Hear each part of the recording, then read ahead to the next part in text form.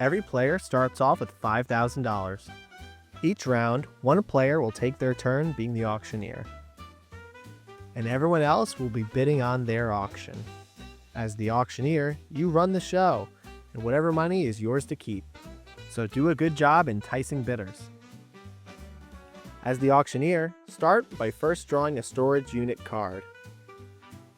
The storage unit will determine how many items are up for auction, if the auctioneer can flip an item, and when players can peek at an item. Next, the auctioneer will draw the number of items determined by the storage unit, placing them face down where all players can see them. If allowed, the auctioneer will flip over any one item of their choosing. And an auctioneer can always peek at any one card before the auction. Players may also peek at any one card if allowed before or after buy-in. Players may peek at the same card or choose to peek at a different card. Lastly, players will decide whether or not they want to participate in the auction. If they do, they pay $100 to the auctioneer as a buy-in. Think of this as their entry ticket to the auction. With all that set, the auction's opening bid is always $100. Alright folks, we're going to start with an opening bid of $100. Players may start shouting out their bids. $100. I have 100. Do I hear 200? $200. As the auctioneer, continue to call out bids, and players that have bought into the auction can continue to make bids. Bids should always be in increments of $100. As a bidder, you can feel free to raise your bid by whatever amount you'd like.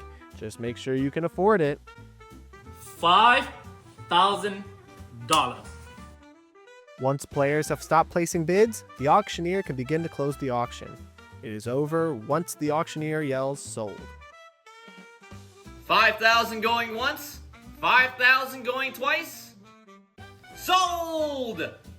If you are the highest bidder, congrats! The unit and all of its items are yours.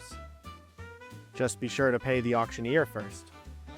You can pay using money or with items you won in past auctions, but collect no change if you pay with an item. The auctioneer collects and keeps all payment from the winning bidder. Once paid, collect your winnings. You might have trash or treasure, but beware of the dreaded Havoc cards.